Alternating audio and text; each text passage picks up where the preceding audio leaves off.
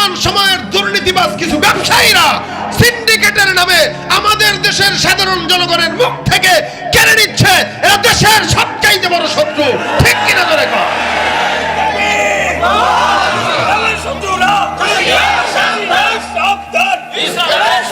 যেখানে যাই ভেজালেতে ভরে গেছে দেশটায়, ব্যবসায়ীরাও রাতারাতি কালো টাকায় হাত রাঙায়। আবার ভেজাল থেকে বাঁচতে হলে খোলা রাখো কান। ওরা শিক্ষিত শয়তান, ওরা শিক্ষিত শয়তান, ওরা শিক্ষিত শয়তান, ওরা শিক্ষিত শয়তান। ঠিক না বেটি? মুরগি পারে ফ্রি ডিম, আর এরা দাম বাড়ায় 60 টাকা 65 টাকা। আলু লাগায় আল্লাহ পাক জমিন থেকে উঠায়, আর এরা 20 টাকার জিনিসকে এখন 70 টাকা বানায়।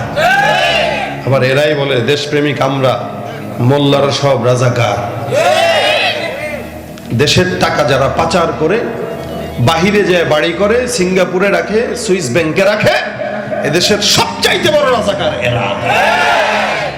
আমরা কোনোদিন আলহামদুলিল্লাহ, আপনারা টাকা দেন, আমরা এই টাকা সুইস ব্যাংকে রাখি না। আপনারা টাকা দেন, এই টাকা মাদ্রাসার কাজে লাগে। এই যে লেখাইছে নাম 5000, 2000, 4000, কোনো আলেম কোনোদিন এই সমস্ত টাকা নিয়ে সুইস ব্যাংকে রাখে না, মালয়েশিয়ায় বাড়ি করে না, সিঙ্গাপুরে বাড়ি করে না। কোনো ইমানদার কখনো টাকা কামাই করে কোনো জায়গায় যে অন্য বিদেশের মাটিতে যে বাড়ি করে না। যারা করে এরা এদেশের সবচেয়ে বড় বড় মাথা মোটা দুর্নীতিবাজ বলদগুলাই করে। আবার এরাই বলে এদেশের সবচেয়ে বন্ধু দ্বারা রাজাকার আমরা। সুন্নত মানতে যায়, কোরআন মানতে যায়, নামাজ পড়তে যায়, যদি রাজাকার হওয়া লাগে ভাই হইতে রাজি আছি বলেন। এরপরেও বলেন রসুলকে বলতো যেখানে, আমরা তো থোড়াই। যেখানে নবীকে বলতো, নবীকে যেখানে মাজনু বলতো, পাগল বলতো, সেখানে আমাদেরকে এই জামানার কিছু পাগলরা, আবু জাহেলের দালালরা পাগল বলাটা স্বাভাবিক। আল্লাহ পাক বলেন নুনুল কলামি ওয়া মা ইয়াসতুরুন, কলমের কসম, কলমের কসম, কলম যা যা লিখেছে সবকিছুর কসম। ওয়াল কলাম ওয়া মা ইয়াসতুরুন, কলমটা কোত্থেকে? এই জমিন যখন সৃষ্টি হয় নাই, আল্লাহ পাক একটা কলম নাজিল করে সৃষ্টি করেছেন। হাদিস শরীফে নবী বলেন ইন্না আউওয়ালা মা খালাকাল্লাহুল কলম সুম্মা ক্বালা লাহু উকতুব ফাজারা ফি তিলকা সাআতি কাইনুন ইলা ইয়াউমিল কিয়ামা। সর্বপ্রথম আল্লাহ পাক একটা কলম সৃষ্টি করেছেন। আল্লাহ পাক কলমকে বললেন তুমি লেখো। বলে কি লিখবো? জমিনে যা যা ঘটবে কিয়ামত পর্যন্ত সবকিছু লিখবা। ঠিক সেভাবেই দুনিয়া চলবে। আজকের এই মাহফিলটাও এই দুনিয়া সৃষ্টি হওয়ার আগেই আল্লাহ পাক কলম দিয়ে লিখে রেখেছেন। সুতরাং কোনো অবরোধ, কোনো হিংসা, কোনো হাহাকার, কোনো মারামারি, কোনো রাজনীতি, যেটা আল্লাহর কলমে লেখা হয়ে গেছে ওই নবীকে, আপনার রবের দয়ায় আপনি পাগল না। আল্লাহ পাক বলতেছেন আপনার রবের দয়ায় আপনি পাগল না। তবে কারা পাগল? আল্লাহ পাক পরবর্তীতে অন্য আয়াতে বলতেছেন 2 লাইন পরেই, ফাসাতুবসিরু ওয়া ইউবসিরুন বিআইয়িকুমুল মাফতুন। আপনাকে যারা পাগল বলে আপনিও দেখবেন, গোটা জাতি দেখবে, গোটা বিশ্ব দেখবে। এই জমিনের ভিতরে সবচাইতে ফিতনাবাজ, সবচাইতে পাগল হলো ওরা, ওদের বাপদাদা 14 গোষ্ঠী না। এই ইসরায়েলের কুত্তার বাহিনীগুলা, লাল কুকুরের দলগুলা, এই ইহুদির বাচ্চাগুলো আমার নবীকে পাগল বলতো, ফিতনাবাজ বলতো, সন্ত্রাসী বলতো। আজকে 1400 বছর পরেও প্রমাণ হয়ে গেল বর্তমান জমিনের সবচাইতে বড় ফিতনাবাজ, সন্ত্রাস এই লাল কুকুরের বাহিনীগুলা। আল্লাহ পাকের সেই কথা, ফাসাতুবসিরু ওয়া ইউবসিরুন বিআইয়িকুমুল মাফতুন। ফিতনাবাজ কারা? দেখবে দুনিয়া। আজকে গোটা দুনিয়া দেখতেছে এরা ফিতনাবাজ। এরা আগেও দেখেছে, এখন দেখতেছে, ভবিষ্যতেও দেখবে। আল্লাহ পাক তো এদেরকে ফিতনাবাজ বলতেছেন, কিন্তু এরা নবীকে বলে পাগল। আল্লাহ এই জন্য বলেন মা আনতা বিনিআমাতি রাব্বিকা বিমাজনুন, আপনার রবের দয়ায় আপনি পাগল না। আরে পাগল যদি হতেন ইন্নাকা লা আজরান গায়রা মামনুন, আমি তো আপনাকে কোনোদিন এত নেয়ামত দিতাম না। যাকে নেয়ামত দেওয়া হয়, পাগলকে মানুষ নেয়ামত দেয় না। একটা পাগল যদি পাগল হয়, কেউ যদি টাকা চায়, পাগলের সর্বোচ্চ 10 টাকা দেয়, 20 টাকা দেয়, এর বেশি দেয় না। আপনি পাগলরে 1000 টাকার নোট 5টা দিবেন, ওইটারে টিস্যু পেপার বানাবে, অথবা নৌকা বানাবে, বা বিমান বানায় উড়ায় ফেলে দিবে। কিন্তু 10 টাকা দিবেন, দোকানে যায় চা খাবে। এটা পাগলের স্বভাব। রাসূল যদি পাগল হতো নিরবিচ্ছিন্ন নেয়ামত আল্লাহ নবীকে কোনোদিন দিতেন না। আল্লাহ বলেন জমিনে আসার আগেও আপনি নেয়ামত প্রাপ্ত, পরেও নেয়ামত প্রাপ্ত, আপনি দুনিয়াতে জমিন থেকে চলে যাওয়ার পরে কিয়ামত পর্যন্ত আপনি নেয়ামত প্রাপ্ত হতেই থাকবেন। শুধু তাই নয়, রাসূল সাল্লাল্লাহু আলাইহি ওয়াসাল্লাম এমন নবী ছিলেন, দুনিয়াতে সব নবীদের উম্মতরা, নবীরা যতদিন ছিল ততদিন ছিল, কিন্তু মুহাম্মদ রাসূলুল্লাহর উম্মতরা নবী চলে যাওয়ার পরেও কি বলেন, আরে আমরা আছি না, কিয়ামত পর্যন্ত থাকবে না। শুধু তাই নয়, রাসূল দুনিয়াতে আসার আগেও রাসূলের উম্মত ছিল।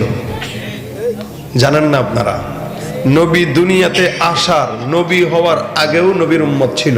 কিভাবে ছিল? এরকম একটা ঘটনাই আমি আপনাদের শোনাই, তাহলে বুঝবেন যে অন্য নবীরা দুনিয়াতে আসার পরে উম্মত পায় না, দাওয়াত দেওয়ার পরেও উম্মত পায় না, আর মুহাম্মদুর রাসূলুল্লাহ দুনিয়াতে আসার আগেই উম্মত রেডি, তার মানে বুঝতে হবে নেয়ামতটা অনেক বড়। এই জন্য আল্লাহ পাক বলেন ইন্না আ'তাইনাকাল কাউসার, জমিনের মধ্যে কোন নবীকে আমি আল্লাহ পাক এমন নেয়ামত দেই নাই। মুফাসসিরিন ইকরাম বলেন কাউসার মানে আন-নি'মাতুন, এটা এমন একটা নেয়ামত, নি'মাতুন আযীমাতুন, এমন বড় নেয়ামত, নি'মাতুন কাবীরাতুন, এত বড় নেয়ামত, জমিনের মধ্যে এমন নেয়ামত আল্লাহ পাক রব্বুল আলামিন অন্য কোন নবীকে দেন নাই।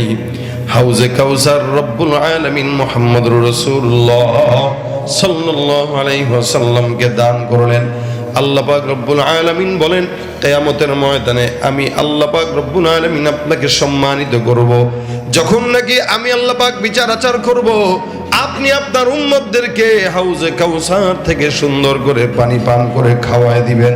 হাউজে কাউসারের পানির পাত্র থাকবে নবীর হাদিস অনুযায়ী আসমানের যতগুলো তারকা আছে, আল্লাহর নবী বলেন আসমানের তারকার সমান হবে হাউজে কাউসারের পানির পানপাত্র। কিয়ামতের ময়দানে আমার সমস্ত উম্মতদেরকে লাইন ধরে ধরে হাউজে কাউসারের পানি আমি আল্লাহর নবী পান করাবো। নিজের হাতে আমার পয়গম্বর হাউজে কাউসারের পানি পান করাবেন। আল্লাহ পাক রব্বুল আলামিনের হাবিব বলেন হে উম্মতের দল, জমিনের মধ্যে আমি পয়গম্বরকে আল্লাহ পাক যে নিয়ামত দিয়েছে অন্য কোন নবীকে দেন নাই। এই আসমানের নিচে জমিনের উপরে কত নবীরা আসলো, সোয়া লক্ষ পয়গম্বর, কি বলে আল্লাহ পাক রব্বুল আলামিন লক্ষ লক্ষ পয়গম্বর জমিনের মধ্যে প্রেরণ করলেন। এই এত লক্ষ লক্ষ নবী রাসূল জমিনের মধ্যে আসার পরেও এক একজন নবী ৯৫০ বছর দিনের দাওয়াত দেওয়ার পরেও উম্মত তেমন পায় না।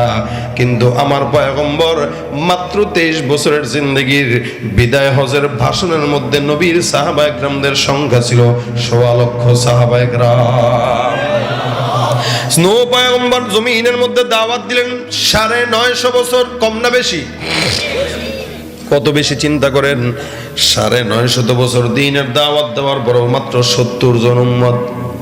কিন্তু আল্লাহ পাক রব্বুল আলামিনের হাবিব মাত্র ২৩ বছর দিনের দাওয়াত দিলেন। এই ২৩ বছরের মধ্যে আল্লাহর হাবিবের ১০ বছর, মক্কার ১৩ বছর। এই ১৩ বছরটা কিন্তু তখন নবুয়তের জিন্দেগির ভালো সময় ছিল না। মদিনার জিন্দেগিতে যাওয়ার পর আমার পয়গম্বর ভালো অবস্থায় ছিলেন, বাদশাহীটা নবুয়তের জিন্দেগির সর্বশেষ সময় পেলেন। এরপরও আমার পয়গম্বর মাত্র ২৩ বছরের জিন্দেগি যদি ধরি, এই ২৩ বছরের মধ্যে রাসূলের সাহাবা একরামদের সংখ্যা ছিল ১৬ লক্ষ।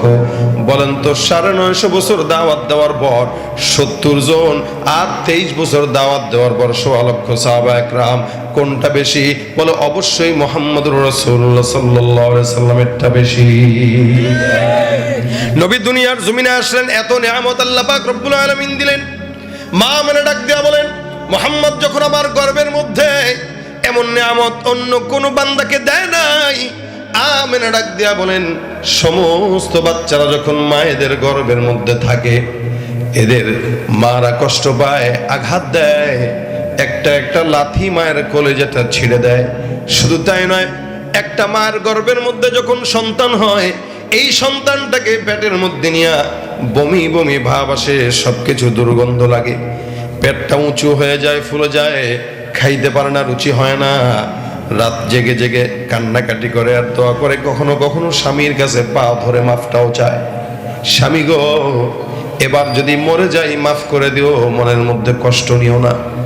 হাজার হাজার লক্ষ কোটি কোটি মায়ের এমন অবস্থা, আল্লাহ পাক রব্বুল আলামিনের হাবিব মুহাম্মদুর রাসূলুল্লাহ সাল্লাল্লাহু আলাইহি ওয়াসাল্লামের মা বলেন, আল্লাহর কসম করে বলি, মুহাম্মদ যখন আমার গর্ভের মধ্যে ছিল, আমি মুহাম্মদকে গর্ভের মধ্যে নিয়া একটা মায়ের যেই কষ্ট হয়, এই কষ্টের 1 ইঞ্চি কষ্ট আমি আমেনা কোনোদিন অনুভব করি নাই।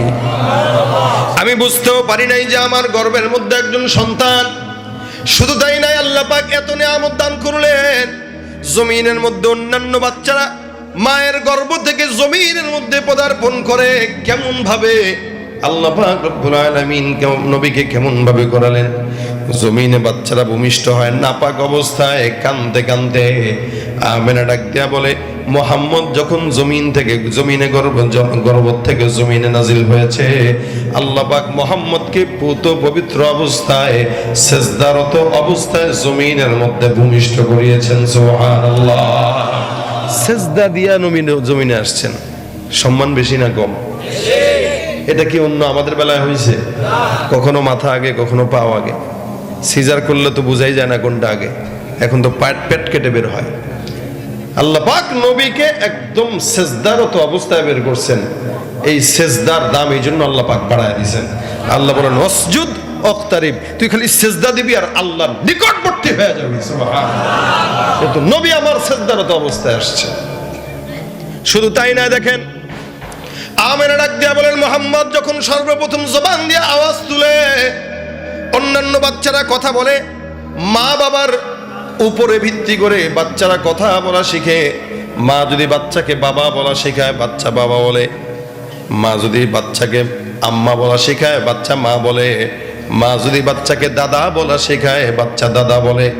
আর যেই মাতার সন্তানকে দুধ পান করানোর সময় আল্লাহ আল্লাহ বলে, কোলের মধ্যে নিয়েও আল্লাহ আল্লাহ বলে, ঘুমানোর মধ্যে নিয়েও আল্লাহ আল্লাহ বলে, ওই বাচ্চাটার জবান দিয়া সর্বপ্রথম কথাও থাকে আল্লাহ আল্লাহ। মুহাম্মদুর রাসূলুল্লাহ যখন 2 বছর, ওই সময় যখন আল্লাহর হাবিব সাল্লাল্লাহু আলাইহি ওয়াসাল্লাম মাত্র জবান দিয়া কথা বলা শিখে, আমেনা বলে, আমার বাচ্চা মুহাম্মদ জবান দিয়া সর্বপ্রথম যেই কথাটা বলা শিখেছে, ওই কথাটা সাধারণ কোনো কথা নয়। আপনার আমার কথা আর মুহাম্মদের কথার মধ্যে আসমান আর জমিনের তফাৎ। আল্লাহর নবী জবান দিয়া সর্বপ্রথম যেই শব্দ উচ্চারণ করেছেন, ওই শব্দটা হলো আল্লাহু আকবার কাবীরা, আলহামদুলিল্লাহি কাসীরা, সুবহানাল্লাহি বুকরাতাও ওয়া আসীলা। দাম বেশি না কম? আল্লাহ বলেন, ওয়া ইন্না লাকা লাআজরান গায়রা মামনুন, যদি আপনি দামি কোনো মানুষ না হতেন, এমন নিয়ামত আমি আল্লাহ দিতাম না। জমিনের মধ্যে সমস্ত নবীরা আসার পরেও উম্মত হয় না। মুহাম্মাদুর রাসূলুল্লাহ, জোরে কয় সাল্লাল্লাহু। এই দেখেন, এই জায়গায় একটা পয়েন্ট। আল্লাহ পাক রব্বুল আলামিন বলেন, সমস্ত দুনিয়ার কোন নবী এরকম আসে নাই যার নাম শোনার সাথে সাথে সাল্লাল্লাহু পড়া লাগে, কিন্তু এমন একজন পয়গম্বর মুহাম্মদুর রাসূলুল্লাহ, যার নাম শোনার সাথে সাথে সাল্লাল্লাহু আলাইহি ওয়াসাল্লাম পড়া বান্দার জন্য ওয়াজিব হয়ে যায়, না পড়লে গুনাহগার হবেন। শুধু তাই নয়, নবী আমার ডাক দিয়া বলেন, মান সাল্লা আলাইয়া সালাতান ওয়াহিদাতা সাল্লাল্লাহু আলাইহি আশারা, কোন মুমিন যদি আমি পয়গম্বরের উপরে একবার দুরূদ আদায় করে, আল্লাহ পাক রব্বুল আলামিন ওই বান্দার উপরে 10 বার রহমত নাজিল করে দেয়।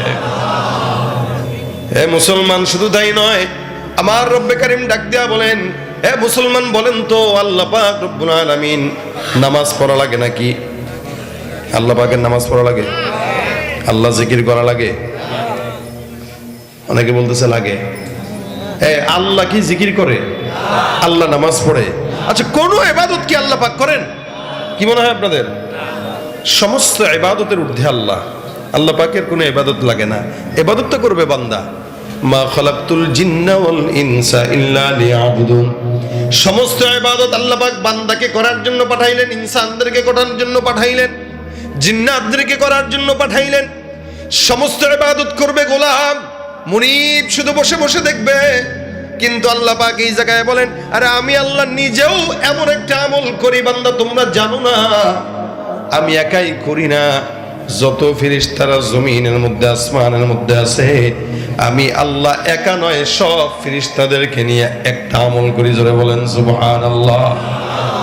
আল্লাহ ডাক দিয়া বলেন ইন্নাল্লাহা ওয়া মালাইকাতাহু ইন্নাল্লাহা ওয়া মালাইকাতাহু ইউসাল্লুনা আলান নবী ইয়া আইয়ুহাল্লাযীনা আমানু সাল্লু আলাইহি ওয়া সাল্লিমু তাসলিমা। আল্লাহ পাক রব্বুল আলামিন বলেন নিশ্চয়ই আল্লাহ এমন একজন কুদরতওয়ালা রব, নিশ্চয়ই আল্লাহ।